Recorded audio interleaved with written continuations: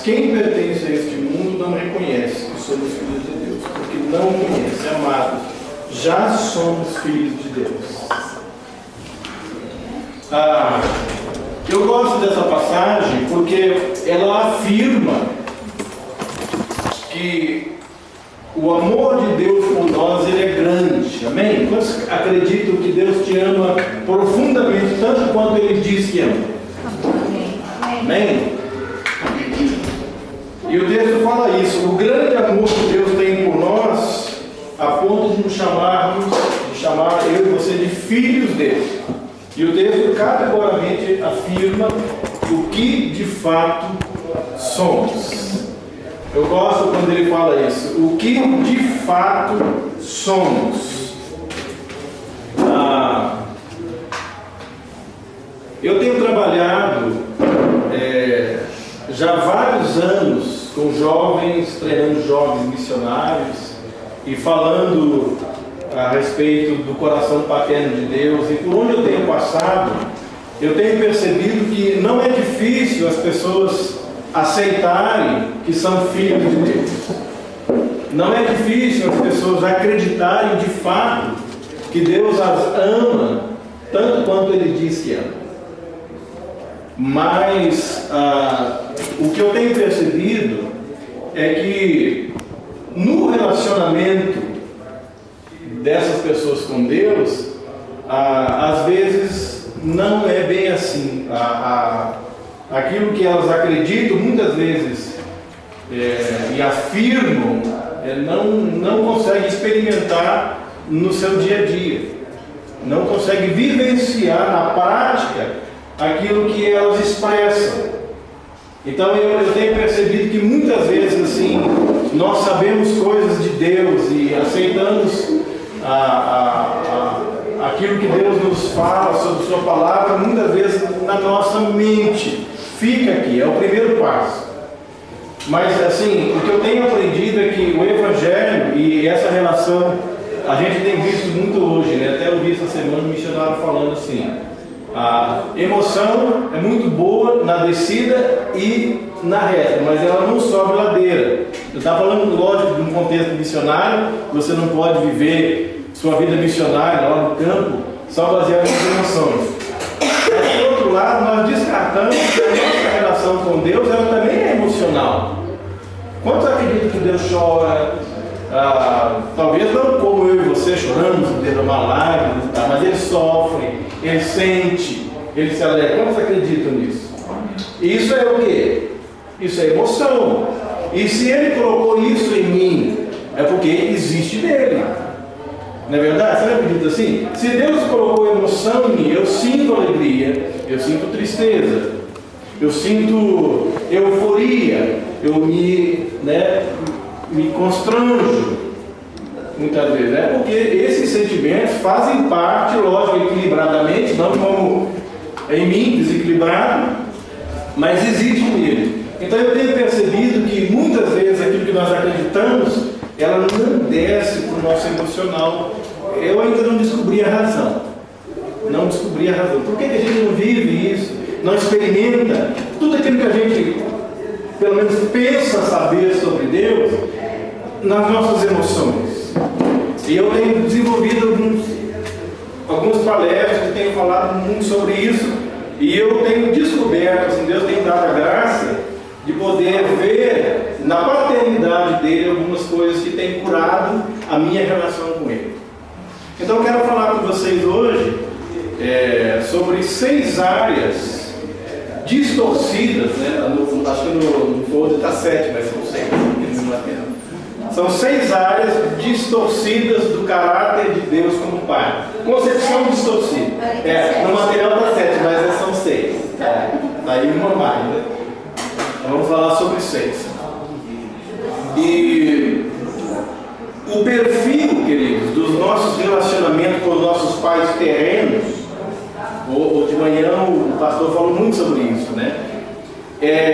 Mas o perfil dos nossos relacionamentos com nossos pais, eles funcionam, de certa forma, como uma lente na nossa vida. E essas lentes, elas podem ser naturais, mas elas normalmente são lentes espirituais. E é com essas lentes que nós vamos passar a ver Deus na nossa vida. Então, o perfil do seu relacionamento com o seu pai, a maneira como você se relacionou com ele, a maneira como ele se relacionou com você, esse perfil, ele te dá uma lente, constrói uma plataforma com a qual você vai enxergar Deus através dessa experiência. Normalmente isso acontece. E isso é inconsciente em mim e em você. Cada um de nós conecta os nossos sentimentos e impressões que nós tivemos com nossos pais terrestres com o nosso Pai Celestial. Vocês entendem isso? Muitos de nós, talvez você hoje, você está olhando para Deus através de uma lente que foi produzida por experiências de abuso sofridas por figuras de autoridade. Quando eu falo abuso, não necessariamente estou falando de um abuso físico, sexual, mas abuso mesmo de autoridade. E alguns de nós, talvez hoje ainda, depois de muitos anos conhecendo Jesus, vindo à igreja, cantando ao Senhor, participando de congresso, nós estamos olhando Deus, nós estamos nos conectando com Ele através de experiências que foram produzidas por figuras de autoridade que não souberam nos abençoar. E isso é inconsciente, ninguém fica lá olhando para Deus, Deus é assim como meu pai. Não, isso é inconsciente. Isso é inconsciente. Então, se você teve um pai ausente, que não participou da sua vida, muitas vezes para você Deus vai ser visto como um Deus distante. Sabe aquela pessoa que muitas vezes no conflito do dia a dia, ela não consegue perceber e não consegue conceber a ideia de um Deus conosco, de um Deus que está com ela na luta? Muitas vezes se sente sozinha na batalha, sente muitas vezes, já viu aquelas pessoas falando: "Oh, pastor, mas eu oro, minha oração parece que me passa do teto". É essa a ideia, de que Deus está lá longe no cosmos e abandonou você, Deus dará a sorte. E quando eu fui mapeando, isso é trabalho de gabinete pastoral, de aconselhamento, você vai perceber que a relação dessa pessoa com seu pai foi uma relação de ausência, por alguma razão, né? Eu não estou aqui querendo que você fique magoado, chateado com seu pai, nada disso. Só querendo explicar o porquê que muitas vezes alguns sentimentos vêm na minha vida e na sua vida e de repente você não sabe nem de onde vem. Naqueles momentos de crise, de dificuldade, às vezes vem pensamento e fala: "De onde está vindo esse pensamento? De onde vem esse sentimento?", né? Então, se você teve um pai correto, um pai rígido, né? Então, quando você vai se relacionar com Deus, muitas vezes Deus vai passar a ser visto para você como um juiz justo, que não perdoa, e então você vai passar a se relacionar com Deus como pessoa que sempre se sente culpada, sempre se sente em déficit com Deus. Nada que você faz parece suprir, agradá-lo. Você já teve sentimento assim? Parece que Deus é insaciável e tudo que você faz, do melhor que você tem, parece que nunca é o suficiente para Ele. Já teve essa sensação? Eu já tive muitas vezes. E quando você vai mapear, também você vai ver que a relação dessa pessoa com o pai é muito duro. Eu estava recentemente numa igreja em Foz do Iguaçu, pregando na igreja batista lá. Mulher do pastor veio chorando para mim e falou: "Pastor, meu pai era assim". Ela estudava, uma ótima aluna, e vinha toda alegre, trazendo nota de 9, 8,5. O pai olhava: poderia ser um 10 aqui. Nunca estava bom. E o pai nunca conseguiu abençoar ela sempre saía frustrada. E ela, quando começou a conhecer Deus, ela tinha a mesma sensação. de que o melhor que ela desse no ministério nunca ia satisfazer Deus. Deus sempre ia estar cobrando. E ela chorava compulsivamente. Você vê, uma mãe, uma pastora, cuidando de ovelhas, com filhos dentro de casa, com anos de ministério, carregava, sem saber, uma dor no seu coração. E ali Deus pôde curar ela e enfim, foi muito legal. Então, normalmente, queridos, a experiência que cada um de nós tivemos com a autoridade humana, ela vai ser transferida para aquilo que diz respeito a Deus na nossa vida. Normalmente é assim que funciona. Por isso é importante. Agora deixa eu te fazer uma pergunta, não precisa responder, tá? Alguma vez você já imaginou o que é que Deus pensa a teu respeito? Você já parou algum dia diante de Deus e falou: Deus, o que o Senhor pensa de mim? Já fez isso? Quando já fizeram isso? Difícil, né? Você acha difícil crer que Ele te ama tanto quanto a Bíblia diz que Ele te ama? Você sabe que uma das maiores revelações bíblicas, e quando eu leio esse texto eu fico mais abençoado ainda, uma das maiores revelações bíblicas para mim é que Deus, Ele é Pai. Para mim é a maior revelação bíblica que existe. Eu não sei como é para você, mas para mim essa palavra, essa revelação, ela é a mais importante para mim. Agora deixa eu te fazer outra pergunta. Mexa na sua cabeça. O que você pensa quando você ouve a palavra Pai?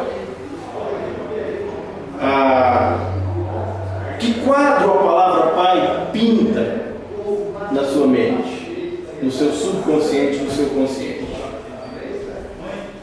Você logo pensa em provisão? Você logo pensa em proteção? Ou a palavra Pai pinta um outro quadro para você? Que quadro a palavra Pai pinta na sua imaginação? Talvez ausência, talvez abandono, talvez insensibilidade, talvez alcoolismo, talvez adultério. Quadro a palavra Pai pinta na sua cabeça? Deixa você pensar um pouquinho.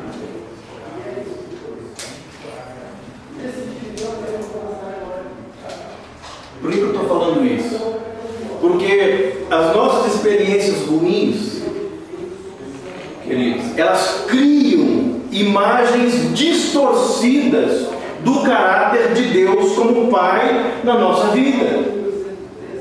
São essas impressões, são esses sentimentos que a palavra Pai traz a mim, é que vai construir a minha relação com Deus. Deixa eu te falar uma coisa. Eu tenho para mim que Deus nunca quis ser Deus de ninguém. Deus sempre quis ser Pai. Tem um texto da Bíblia que fala assim: criei filhos e os engrandeci. Eu amo esse texto. A gente precisa de um Deus, mas Deus precisa de filhos. E a maior revelação bíblica para mim é que Deus é Pai. Mas esses quadros distorcem a maneira que nós nos relacionamos com a figura paterna humana, vão distorcendo em nós a imagem desse Deus que sempre quis ser nosso Pai. Jesus ensinou os discípulos a orar: Pai Nosso. É quase um sussurro de um bebê que ainda está começando a falar, que fala papá, mamãe. É mais ou menos essa a ideia. Nós costumamos associar os nossos sentimentos e as impressões que nós temos do nosso Pai terrestre ao nosso Pai celestial. Veja bem, boas experiências nos aproximam da compreensão de Deus como Pai. E assim também as experiências ruins, elas vão criar em nós imagens distorcidas do caráter de Deus como Pai. Todo mundo comigo? Tá dando para entender? Não dorme não, tá? Eu tenho água gelada aqui. Está gelado isso. Deixa eu falar um pouco sobre família com você.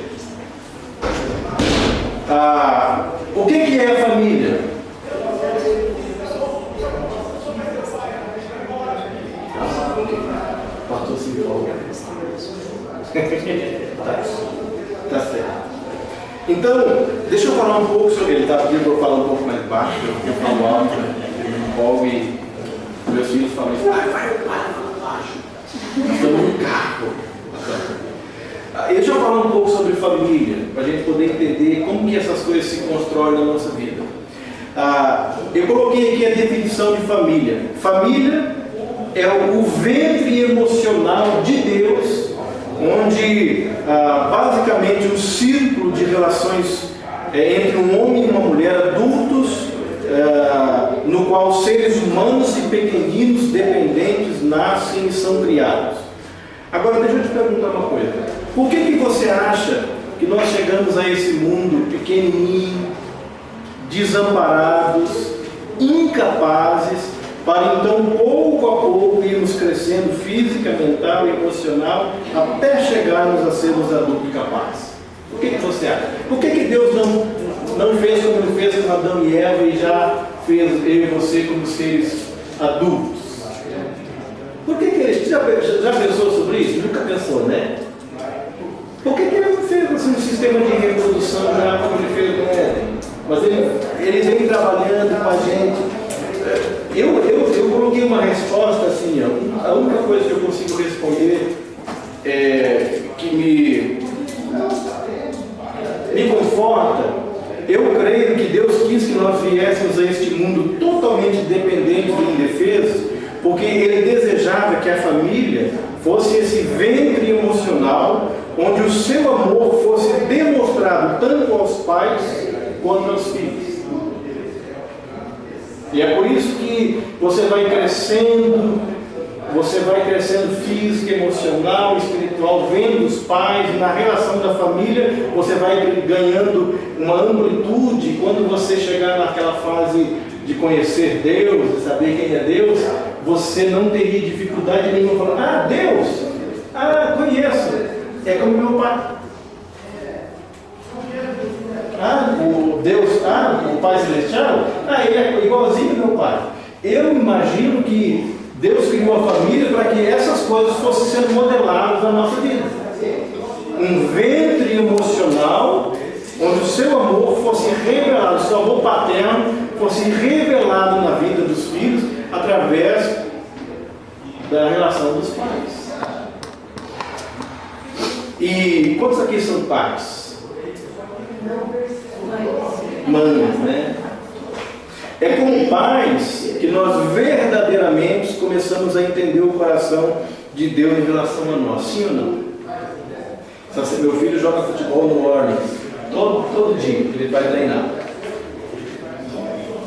E ele chegou no terminal de ônibus sexta-feira e me ligou e falou, pai, pelo amor de Deus, perdi o dinheiro da passagem e o ônibus está aqui. Eu desci com 10 reais, eu tinha só 10 reais, eu desci de carro até o terminal, ele estava lá, aflito. Nossa, vocês não me viram chorando, gente, eu sou apaixonado. E eu falei, filho, não vai dar tempo, se você pegar o próximo ônibus, não vai chegar. Ele é agoniado, ele não gosta de perder, ele ama futebol, eu sei que é a vida dele. Eu falei, entra aí, eu vou te levar. Eu sabia que eu não tinha gasolina, eu sabia que nós íamos ficar no meio do caminho. Eu sabia. Peguei o contorno e fui. E fui orando no Espírito. Falei, Senhor, multiplica a gasolina. Quando chegou lá perto da rotatória, não sei quantos conhecem o contorno norte ali, antes de pegar a 277 sentido norte do Paraná, quando chegou antes da rotatória lá embaixo, acabou a gasolina. Faltava 4 quilômetros. Eu fechei o carro, minha filha fui com ele. E eu sabia, eu não tinha dinheiro para comprar gasolina para voltar embora. Eu sabia que eu ia ter que dormir lá. Eu só tinha 10 reais que ele poderia voltar de ônibus, eu ia voltar no carro. Mas eu estava disposto a dormir no carro pelo meu filho, para que ele não perdesse o trem. Gente, é como pais que a gente começa a entender uma vírgulazinha do amor de Deus como Pai sobre nossa vida. É assim, não é? Você sai para a cidade com 5 reais no bolso, morrendo de fome, vontade de comer uma coxinha. Teu filho não está com você. Se você é como eu, você não come. Meu filho não está aqui, não usa. A minha mãe guardava uma rapadura num pano de prato o mês inteiro. Cada vez que a gente não tinha uma coisa gostosa, nada em casa, um doce, uma comida bacana, ela ia lá e cortava uma dedada e dava para a gente. Pais são assim. E eu fui entender o amor de Deus como pai pela minha vida quando eu tive meus filhos. Então, e é como filhos que a vontade, como filhos, como filhos, a vontade de Deus é que nós o vejamos, o conheçamos, revelado através da ternura, da misericórdia e da figura do Pai na nossa vida. Por que Jesus disse assim: ferirei o pastor e as ovelhas se dispersarão? O pastor é a figura do Pai. Por que no mundo tem tanta urgência em tirar a figura do Pai, deslocar ele da família? Você já pensou sobre isso? Gente, uma família, quando o diabo consegue retirar o pai emocionalmente, espiritualmente da jogada, ele pinta e borda. Ferirei o pastor, aquele que o pai é esse que protege, que cuida. Por isso há tanto embate do inimigo contra a figura masculina, contra a figura do pai. E muitos de nós temos sido magoados, sofrido rejeição por parte da família, e é por isso que muitas vezes nós custamos a entender e a ver Deus como Pai na nossa vida. Deus é tudo para nós, é bom, é fiel, Ele é tudo. Ele é o Salvador, mas quando você começa a aprender a se relacionar como Pai, a maneira como você se relacionou com o seu vai fazer o caminho.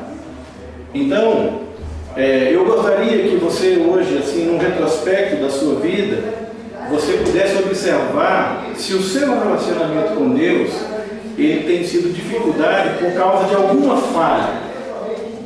Por causa de alguma falha, ou pela ausência de carinho da parte do seu pai ou de ambos, pai e da mãe.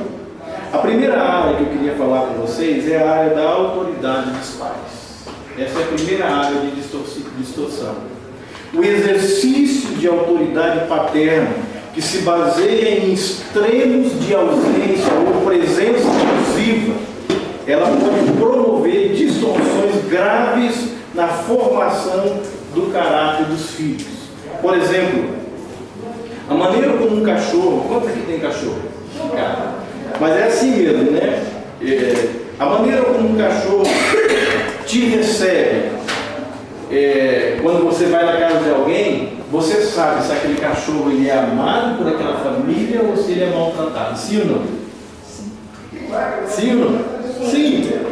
Se ele se encolhe no canto, quando você chega, tremendo de medo, amedrontado, que não se deixa induzir a confiar, você percebe, obviamente, se ele foi maltratado ou não naquela família. É bem assim, né? Ele não deixa nem você fazer um carinho na cabeça dele. Por outro lado, se ele saltar sobre você com uma afeição enorme, demonstrando isso através da língua, né? Às vezes passa aquela língua na roupa, cauda, pata suja, pula, numa exuberante tentativa de demonstrar afeto por parte do animal, isso resulta num lar cheio de amor. É verdade? Irmãos, da mesma forma pode acontecer conosco quando Deus se aproxima de nós. Da mesma forma. Nossa experiência passada é que vão ditar a nossa reação quando Deus se aproxima de nós. É a nossa experiência. Se você veio de um lar que foi bem tratado, bem cuidado, suprido, o pai ali, a mãe ali, lógico, problema todo mundo tem. Mas se você sempre percebeu o carinho, a atenção, o cuidado, o afeto do pai, você hoje não vai ter dificuldade nenhuma de sentir a aproximação de Deus. na sua vida. A sua experiência é que vai ditar a sua reação quando ele se aproxima de você. Sabe? Quando Deus se aproxima de você, como que você reage? Por exemplo, quando você faz uma arte, como que você reagia quando seu pai se aproximava de você? É a mesma reação que você vai ter quando você pecar com Deus. É a mesma. Se o seu pai foi aquele que vinha e olha aqui, menina, eu vou te mostrar como é que... E faz um absurdo. É assim que você vai se sentir, é assim que você vai reagir toda vez que Deus se aproximar de você. A autoridade de Deus, ela não é ríspida, ela não é vingativa, pelo contrário, a autoridade de Deus, ela é uma autoridade gentil, e a sua longanimidade são indizíveis. Um dia, eu estava muito irado, frustrado com uma série de questões que estavam acontecendo na minha vida, e eu cheguei em casa, e eu sou muito reservado, meu filho me perguntou uma coisa, eu respondi ele ríspido, meu filho menor, e aí ele falou, nossa, o que aconteceu? Tá estressado? E aquilo, sabe, me levantou uma ira, eu peguei no chinelo que estava na frente e dei na perna dele assim, que ficou a marca. E naquela hora Deus falou comigo assim, você está distorcendo na vida do seu filho o meu caráter como pai. Eu sou tardio em irar-se. Você vai se levantar agora, vai pegar o seu filho, vai se ajoelhar diante dele, vai pedir perdão. Ele vai dizer assim, o papai errou. Deus não é assim. Não é assim a disciplina de Deus. E eu pude subir no quarto dele chorando. Eu nunca mais fiz isso. Aprendi uma lição, porque posso comprometer a vida do meu filho, a relação dele com Deus. E eu pude ajoelhar diante dele e falar assim, filho, o papai errou. O papai deu vazão a uma frustração momentânea. O papai te disciplinou com ira e com frustração. E eu quero te pedir perdão, o papai está errado. Deus não é assim. Não é assim que Deus faz. Deus nunca vai te corrigir frustrado ou irado. E pude ministrar o coração dele ali, ele pôde me perdoar, a gente se abraçou. Então eu pude apagar uma marca que poderia deixar na vida dele para sempre com relação ao caráter de Deus.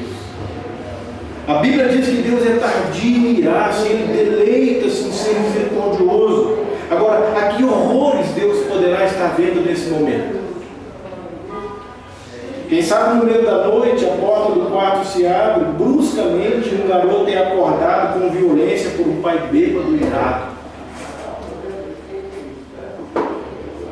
Você deixou a torneira do jardim aberta e ficou tudo alagado. Vou te ensinar, garoto. E aquela criança aterrorizada é espancada sem misericórdia pela figura amedrontadora que ela chama de papai.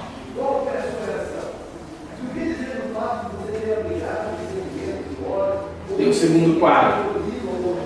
Uma prostituta de 15 anos de idade, olhos inexpressivos, mecanicamente vive mais uma noite de degradação. Ela não se importa com o que possa acontecer, não sente limpa desde a noite em que foi molestada pelo próprio pai. Quem que vai consolar, gente, essas pessoas? Quem servirá de pai para os filhos dos homens?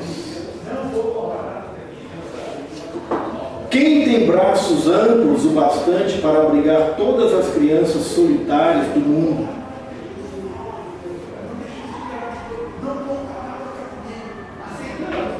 Somente um pai de coração partido, que é rejeitado pelos pequeninos, que ele tanto anseia curar.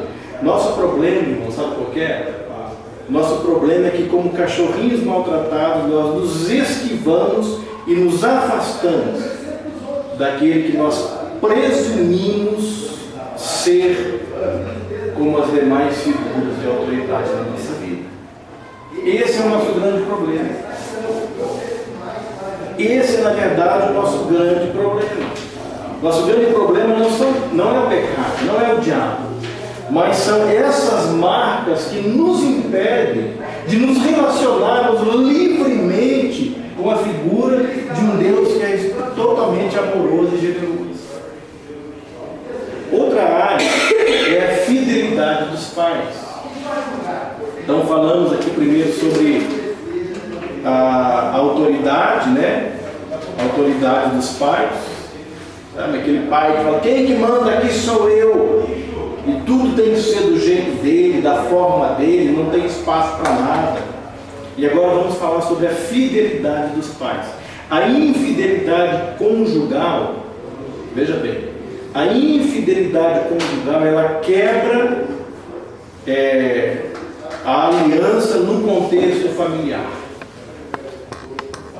E gera, queridos, uma dificuldade terrível na habilidade dos filhos de confiar nas pessoas e ainda pior, uma dificuldade maior ainda de confiar em Deus. Veja bem, uma criança que sabe que seu pai foi infiel, ele vai crescer como uma criança insegura, ele vai se sentir abandonado e ele não vai deixar ninguém aproximar do coração dele. Não vai, nem mesmo Deus. A criança cresce e ela passa a não acreditar mais que exista amor. Então toda vez que ela ouve a palavra de Deus, ou alguém falando que Deus é amor, que Deus a ama, ela não acredita. E ela pode até vir para a igreja, ela pode até se relacionar com a religião, mas ela não consegue receber o amor de Deus na sua vida, porque ela não confia naquele amor. Ela não confia. Então a quebra da aliança, a infidelidade conjugal que quebra essa aliança, ela vai causar no filho essa insegurança. E ele vai crescer não acreditando que existe de fato amor. Não é que sua família tenha se separado, é que um dos pais traiu o outro. A gente fala muito sobre separação, mas a gente esquece, mesmo aquelas famílias que mesmo depois da traição permanecem juntas, se elas não trabalharem na vida dos filhos essa questão da infidelidade, esse aspecto vai ficar marcado no coração da criança. Ela não vai acreditar no amor mais. Ela não vai acreditar nem mesmo no amor de Deus sobre a vida dela. Então a criança vai sentir que nunca houve amor e que a família não se trata disso. Eu tenho um amigo americano, Jim. Olha só que interessante. O Jim nasceu com os 2 pés para trás, tipo curupira. Lembra da história? Nasceu assim. Ele passou por 8 cirurgias para reconstruir e ajeitar os pés. Quando ele tinha 8 anos de idade, ele foi submetido à última cirurgia, né, que era de correção. Então serraram os pés dele aqui na altura da canela e colocaram pinos embaixo. Acertaram os pés para frente e prenderam com pinos. Lá pelas tantas da madrugada, o Jimmy acordou, uma criança de 8 anos acordou, já teve a sensação de acordar quando eu estou, né? Eu sei que quando você viaja, primeira noite, né? Acordou tudo escuro, vontade de ir no banheiro. Não tinha nenhum adulto com ele se escorrega na beira da cama e os 2 pés no chão. Eu acho que doeu um pouquinho, né?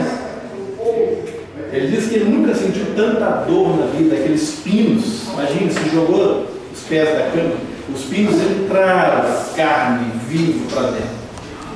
Mas o Jim conta essa história juntamente com uma lembrança.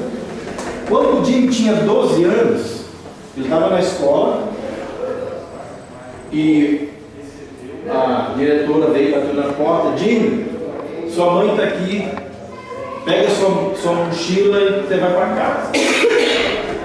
O Jimmy, sem entender nada, 12 anos, levantou, pegou o material, colocou na bolsa, chegou no corredor, a mãe dele pegou ele pelo braço e vamos embora, e ela nervosa, e o Jimmy mancando, né, porque ele ainda manca até hoje, com o pé mancando, e a mãe quase arrastando ele rua fora: vamos embora. E ele: mãe, mas por que a escola e a aula? Vamos embora, sem saber de nada. De repente ele para na esquina, o pai dele no posto de gasolina.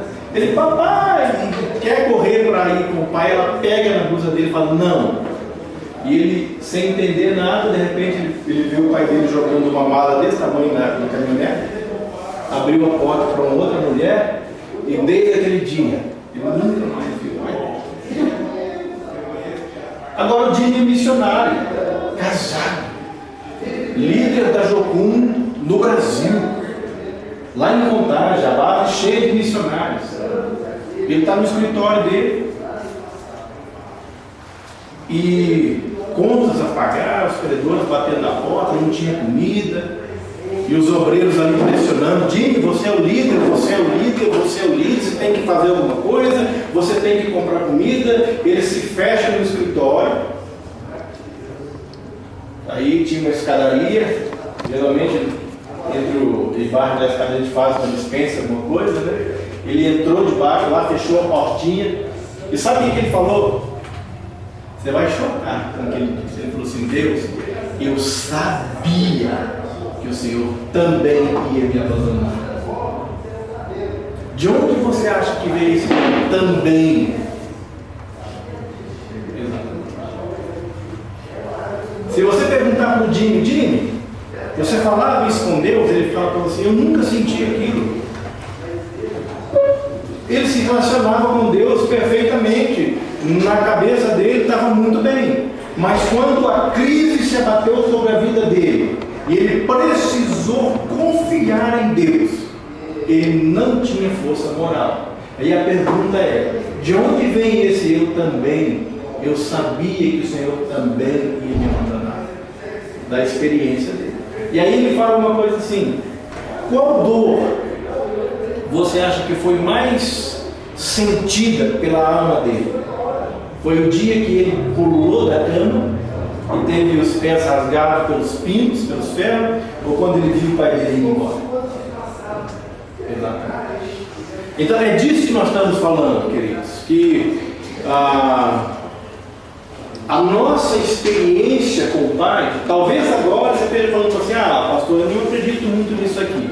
Mas quando você precisar acreditar, por exemplo, numa área da sua vida, por exemplo, confiança, se você vem de lá onde o marido foi infiel, a mãe foi infiel, você vai ter dificuldades de acreditar no caráter de Deus, na fidelidade de Deus na tua vida.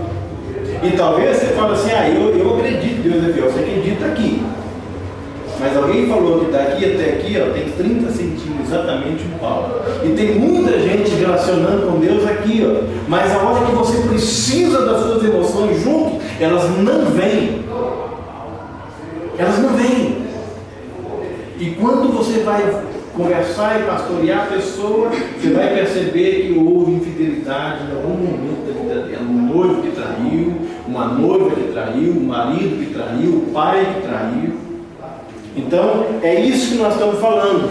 Ou, por exemplo, quando a criança, talvez, quem sabe é o teu caso, você tenha experimentado a ausência do teu pai por motivos de morte ou abandono, como no caso do Jimmy, né?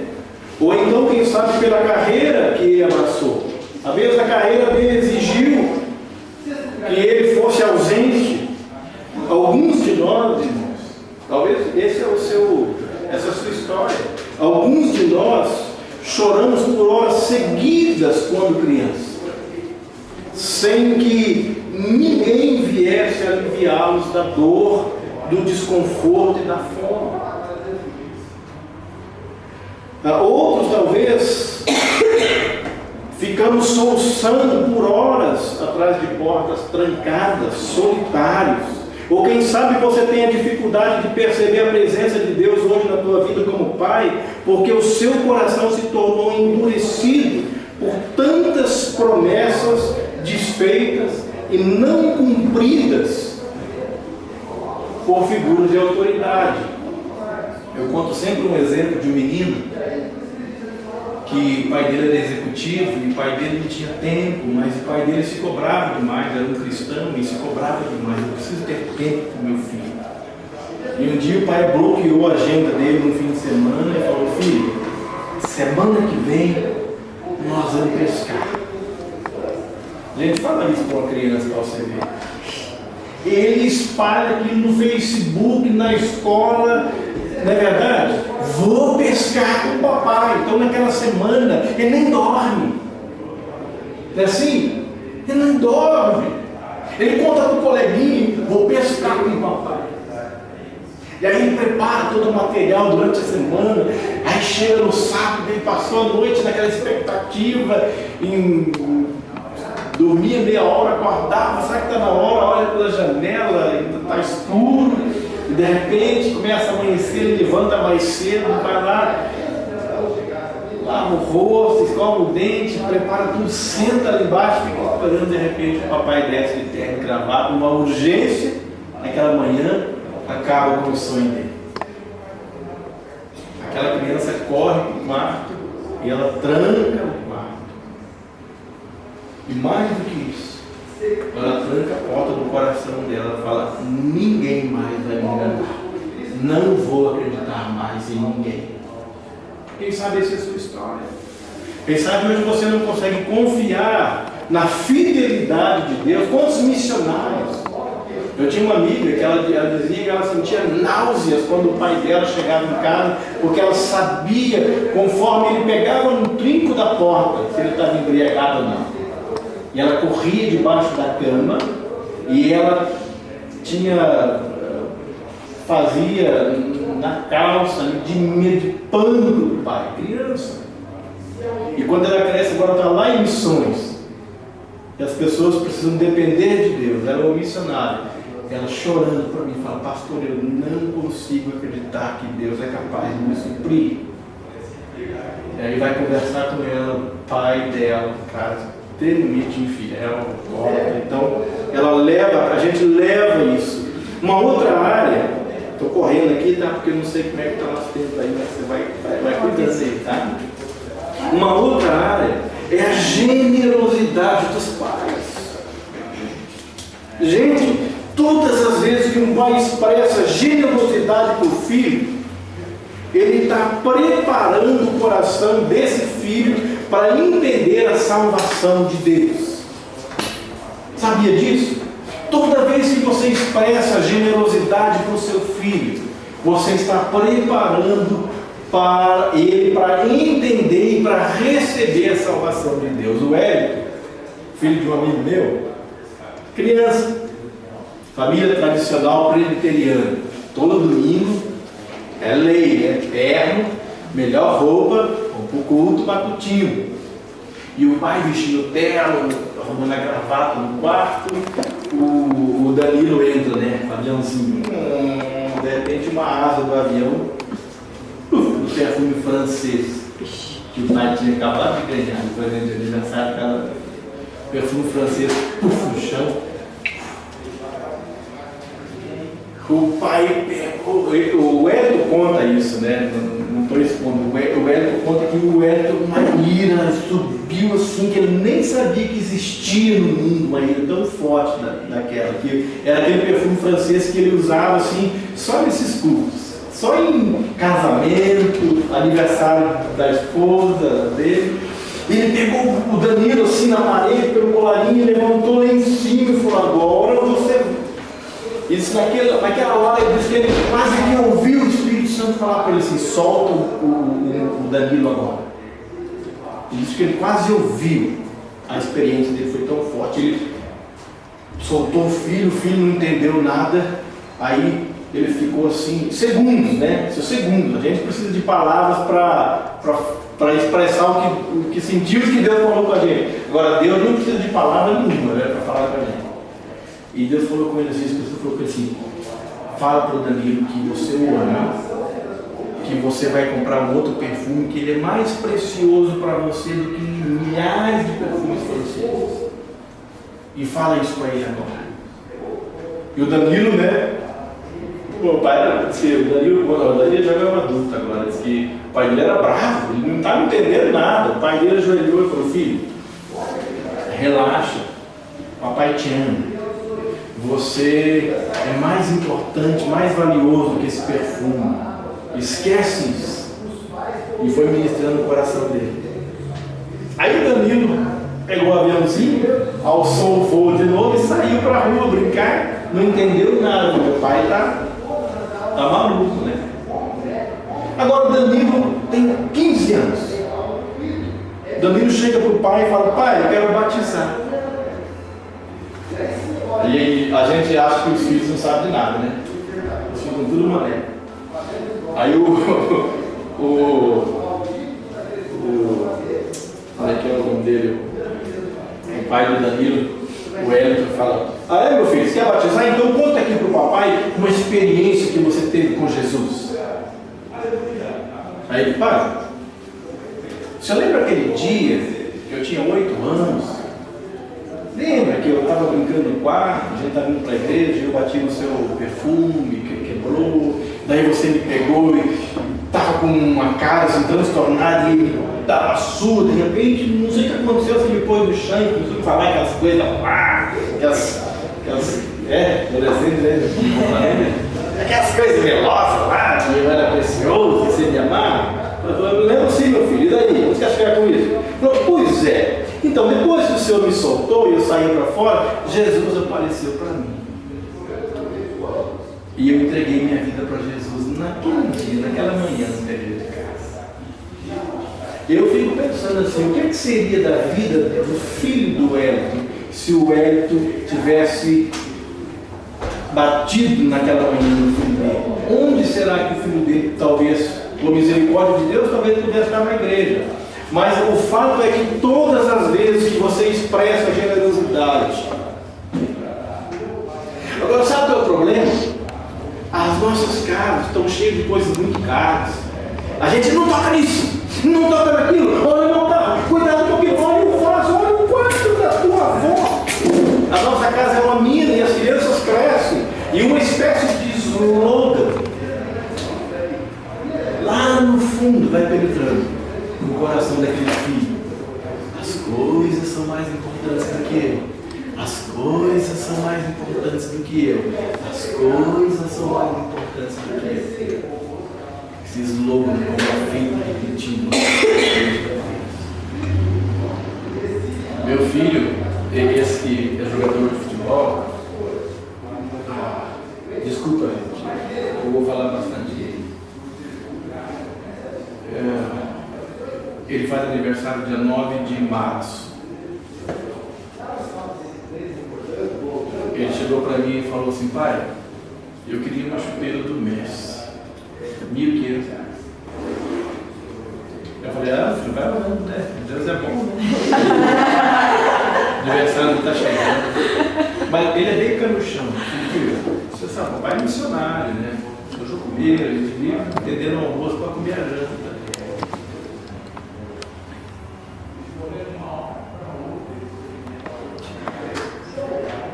Fui orar, falei, Deus,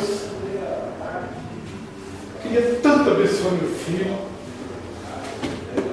Faz 10 anos que eu rasguei meu cartão de crédito. Eu tinha problema com finanças.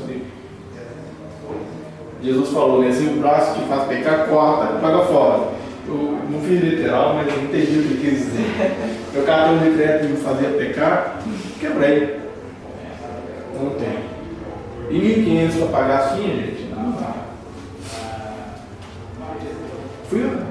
Sabia que Deus queria, mas não tinha como. Aí eu tive uma ideia, fui para minha mãe e falei, mãe, me empresta esse cartão de crédito só uma vez, quero abençoar o meu aniversário. E aí, né, fui na loja, comprei a chuteira, botei numa caixa Fiz uma brincadeira com ele, coloquei um papel bem fulento, assim, sabe? Meu sogro veio no dia do aniversário, meu sogro é gaúcho e meu filho gosta de churrasco. Então meu sogro fez uma costela de chão para ele no aniversário. Ele chegou da escola, ô filho, feliz aniversário, olha, desculpa aí, né? Você sabe que você merece mais, mas você sabe como é que é o pai, né? O pai é duro, né? Comprei uma lembrancinha para você. Ele foi ali, tá? Quando ele abriu, ele viu, você não sabe o abraço que ele me deu, a expressão no olho dele falava para mim, obrigado. Gente, eu me endividaria 10 vezes para ter o abraço, o olhar dele naquele momento para mim, o agradecimento do meu filho.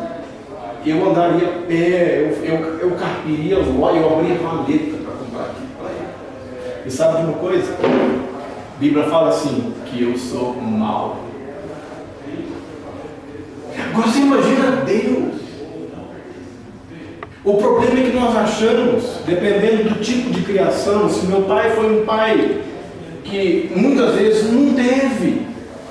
Lá em casa a gente, o nosso café da manhã era bolinho de fubá com trigo e um pouquinho de sal. Então não tinha.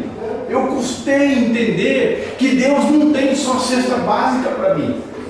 Eu custei a entender eu sabia que Deus era generoso, mas sabe, a minha emoção não vinha junto com a minha razão. E eu custei a me relacionar com um Deus generoso. Um dia uma amiga minha casou e foi por missões. Ela jogou assim: você casa, a lua de mel é no prático, vai pregar Jesus. E ela foi, e ela passou lá um dia lá fazendo evangelismo com o marido, recém-casado, a equipe junto, né? Vai no lua de mel, leva a equipe junto. Passou lá a H. Esther, né? Viu um colar de pérola, ela orou assim, né? Falou: Deus, eu queria tanto de presente de casamento essa colar de pérola. Orou, só por ela assim. E naquele dia, era domingo, o marido dela ia pregar no culto à noite, nessa igreja que ele bateu o prato. Então o marido pregou, o pastor veio com o envelope, né? Falou: meu irmão, esse envelope aqui, essa oferta aqui é para sua esposa, tá? Não é para você não, tá? A gente come um bom jogo comida, né? Quando você ganha uma oferta, você já vai na luta. E ele, eu que prego aqui, minha mulher que ganha oferta. E saiu murmurando, né? Chegou lá e falou: tá aqui, mulher. O pastor falou que é seu. Ela pegou assim, deu um grito: minha pérola! Irmãos, Deus, o filho pródigo, quando ele está lá no fundo do poço, lembra? Qual é a primeira coisa que ele lembra do pai dele? Ele fala: meu pai é generoso até com os empregados. E foi isso que levou o filho pródigo de novo o relacionamento com o pai dele, a lembrança que ele tinha do caráter do pai dele. E sabe por que muitas vezes a gente não volta para o relacionamento? Por causa dessas imagens. Se aquele filho olhasse para trás e lembrasse assim: puxa, eu vou voltar e meu pai vai estar com o dedão no meu rosto. Eu vou voltar e meu pai vai estar com aquele sermão pronto. Eu choco o pessoal da Jocum, os alunos, quando eu falo assim: eu vou chocar vocês, tá, gente? Mas me entenda.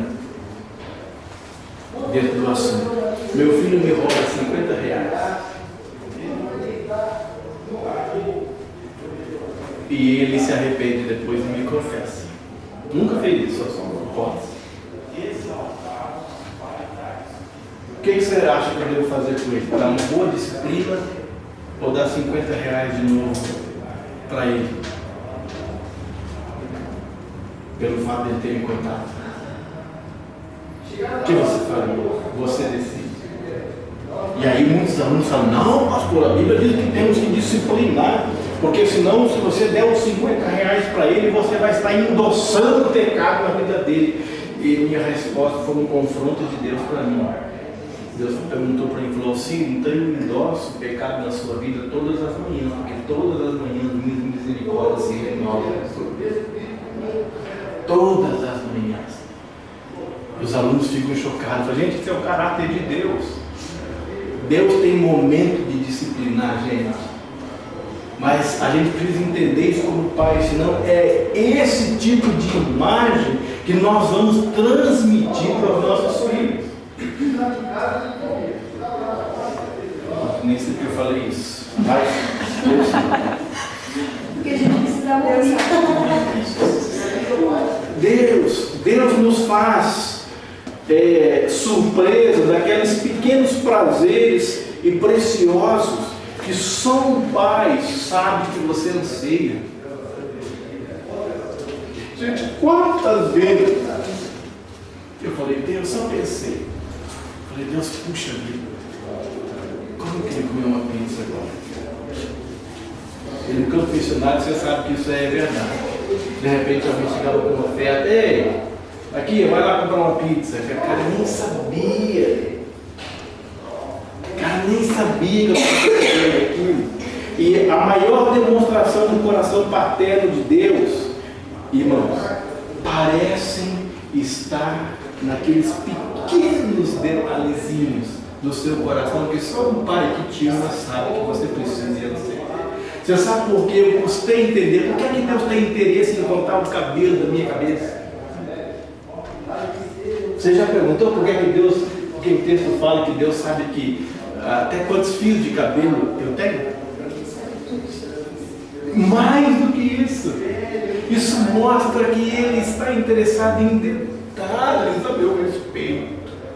Isso diz respeito a um pai amoroso, plenamente consciente das minhas necessidades e dificuldades.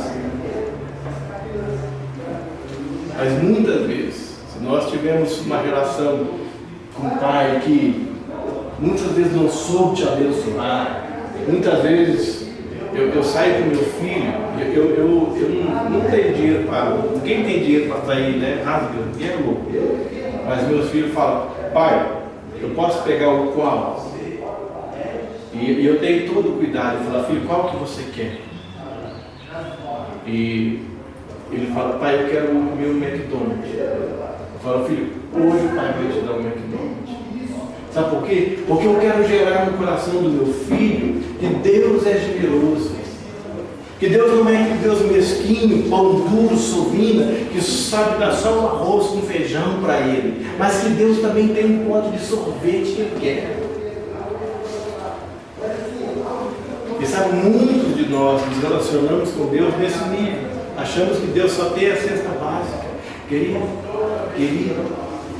Deus tem tudo para você.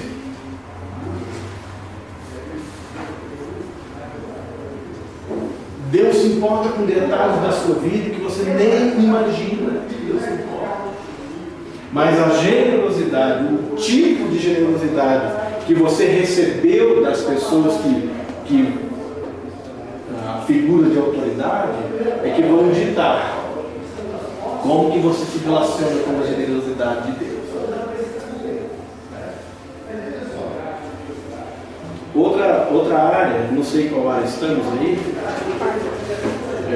falta 3, falta 2, né? Essa e mais 2. A afeição dos pais.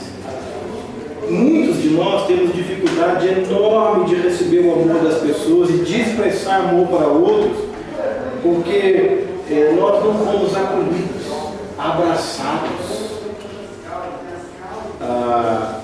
honrados, respeitados no contexto de família. Você faz ideia do quanto você é atraente para Deus? Você faz ideia?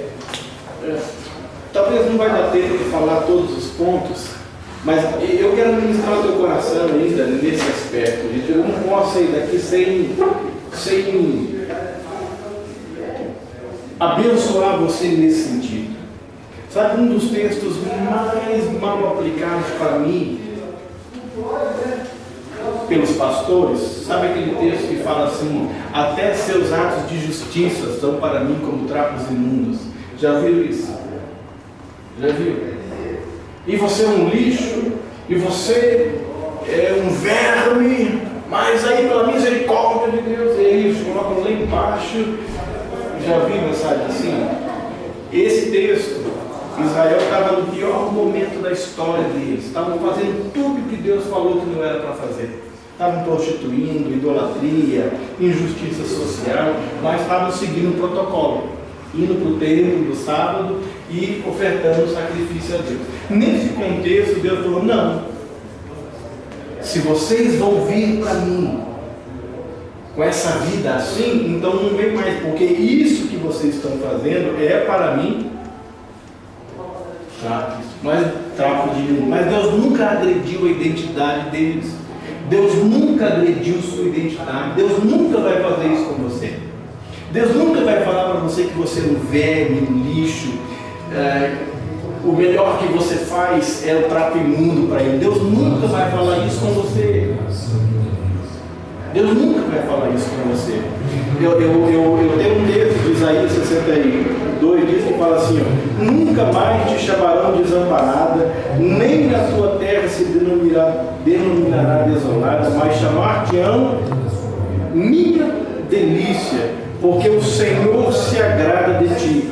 E aí ele continua: pois como um noivo que se casa com a donzela, assim seus filhos se casarão contigo, e como um noivo se alegra com sua noiva, assim se alegrará de ti, teu Deus. Tem um corinho antigo, dizia assim: meu Deus é um Deus alegre, meu Deus é alegre. Sofonias 17 diz que ele se regozija em mim. Quantos conhecem? História muito antiga. Mas o fato, queridos, é que você é uma delícia. É assim que Deus me vê. Eu sei que muitas vezes eu ouvi isso assim. Eu sei quantos já ouviram isso? Vocês já ouviram que já foram vida né? Não? Foi, né? Mas o fato é que a vida inteira nós passamos a ouvir: você é isso, você é aquilo, você nunca vai ser aquilo, você é um burro. E aí nós vamos para a igreja e muitas vezes as mensagens que nós ouvimos é porque você é um verme, você é um lixo, porque você não é nada. E eu fico olhando, gente, isso não é o caso de Deus. Deus não é assim. Deus nunca vai agredir sua identidade.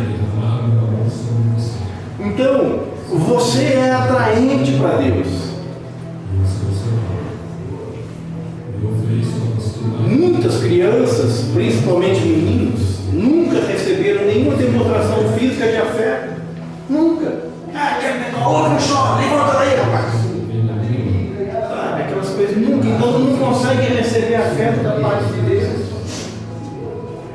Não consegue relacionar, não consegue conceber a ideia de um Deus afetivo, de um Deus que te ama, de um Deus que abraça, de um Deus carinhoso, de um Deus que quer te pegar no colo, de um Deus que está junto de ti todo dia, que te diz: você é minha delícia, eu me deleito em ti com alegria. Gente, Deus se deleita na tua pessoa, em quem você é com alegria. Não tem outro sentimento no coração dele com relação a você. Você não é um imbecil, você não é um burro, você não é um verme, você não é nada disso.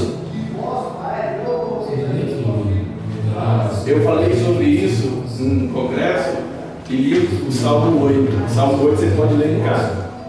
Salmo 8, o profeta, o salmista fala assim: Senhor, quando eu olho o céu, obra das tuas mãos, estrelas e tal, eu vejo quão maravilhoso e grande é o Senhor. Então eu pergunto: quem é o homem para que dele te lembre? E daí a geração do profeta, o profeta fala assim: fizeste um pouco menor do que os anjos, e de glória e de honra coroaste. Quantos já leram esse salmo? Vamos ler, gente. A palavra de Deus liberta o nosso coração. Salmo. Muito alto. O irmão aqui para falar não está vendo mais baixo. Eu acho que